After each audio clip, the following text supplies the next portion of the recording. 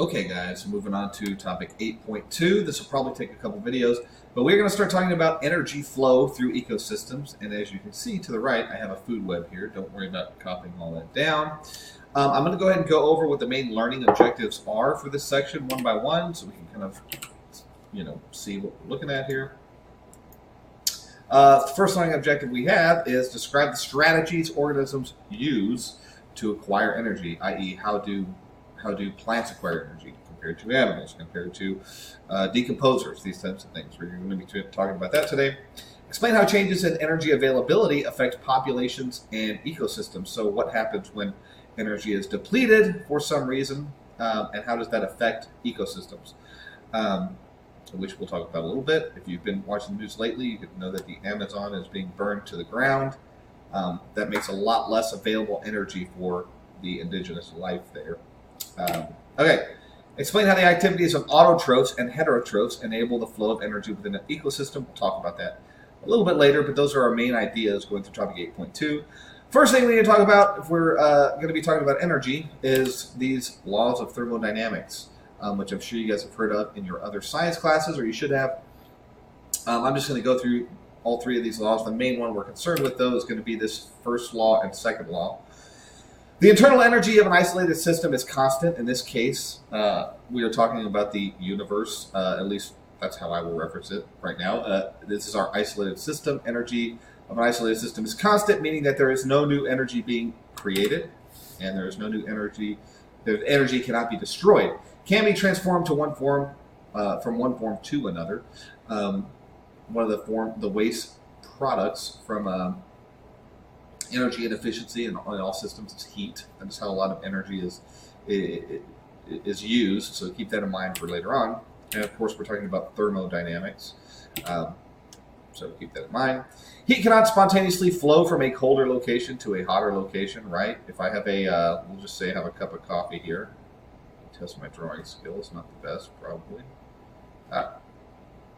Not the best drawing skills. You have a cup of coffee in a room. Do you think there's any way that that cup of coffee would by itself, get warmer? Is that possible? Thermodynamics says no. It cannot. Heat will not spontaneously flow from a colder location to a hotter location. So your cup of coffee, as you drink it, is actually heating up whatever room you're in slowly. It's impossible for things to work in the reverse direction. This is based on kind of the laws of entropy and the way things work. If something is ordered, right?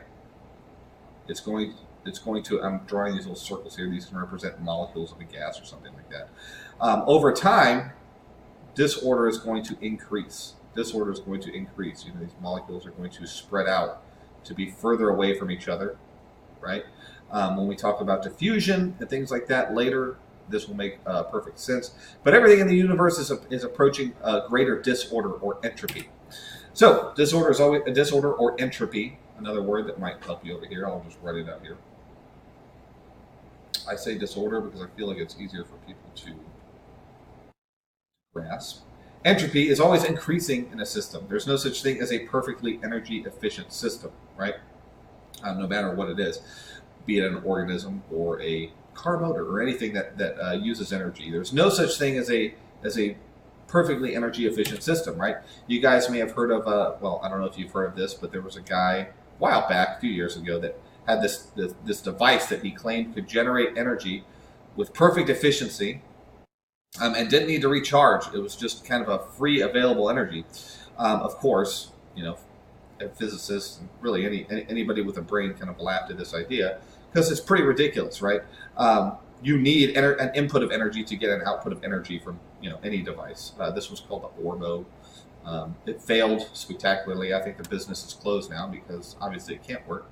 Not before swindling a bunch of people out of money, though. Here's another example of like a perpetual motion machine, which of course perpetual motion machines are impossible because of this second law of thermodynamics, right? You cannot have a system in which the energy is 100% efficient. You put out exactly what is put into it, right? You always lose energy. Okay. Third law, this one's not really as important to us as biologists, but as the temperature of a system approaches absolute zero, all processes cease and the entropy of a system approaches a minimum value. So entropy is as low as it can possibly be, the closer you get to 0 Kelvin, right? Absolute zero, which is why the Kelvin measurement system was created, so that you can measure kind of an absolute zero. We'll be using Kelvin quite a bit this semester, so we'll talk about that as we get to it. But yes, 0 Kelvin entropy, or the increase in disorder, approaches the lowest value. Okay, let's move on. And I'm going to talk again about the first law, right? Energy can be neither created nor destroyed, but can be transformed from one form to another. I want you to contrast this with the law of the conservation of mass. Let's look at this picture right here. We have a bunch of rays of sunlight coming in. You'll notice that some of it gets absorbed by land and sea, by plants and things like that. Some of it gets radiated away. Some of it gets reflected off the surface. Of course, some of this gets bounced back in due to increasing CO2 levels in the atmosphere.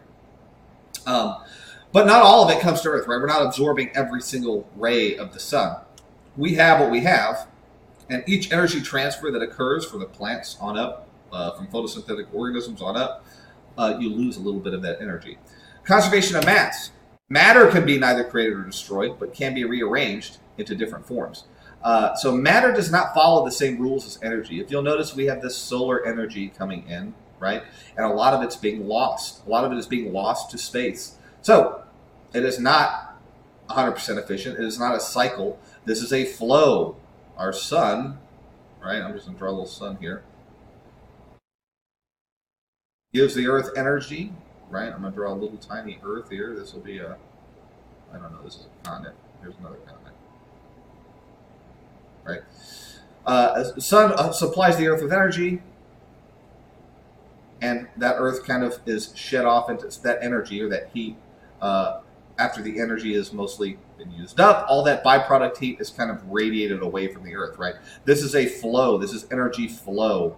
Matter, however, can also neither be created or destroyed, but can be rearranged. Matter is a cycle. Matter is a cycle in our environment. We're not really losing a ton of matter to space.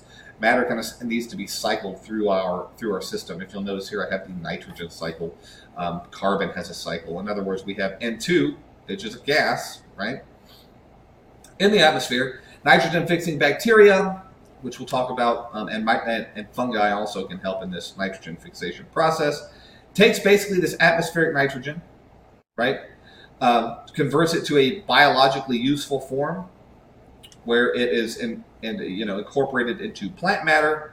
Animals eat this plant matter, and that nitrogen can now be used by animals. So this is a very important process because we cannot actually break down N2. This triple bond for nitrogen is just too strong for us to break down. We don't have a biological process that will break it down. This is actually, if you look up if you want to know an interesting story, I think his name was Fritz Haber. Or Haber, I can't remember. He was a German scientist. Very infamous and famous. I want you guys to maybe look him up and see if you can read a little bit, maybe his Wikipedia page or something like that, because he came up with a really interesting way to break this down, which has ended up feeding huge amounts of people. Of course, there are other things that he's known for that I'll let you discover. But yeah, that's going to be it for my thermodynamic chat in the beginning of our discussions of Ecology 8.2. So thank you for listening.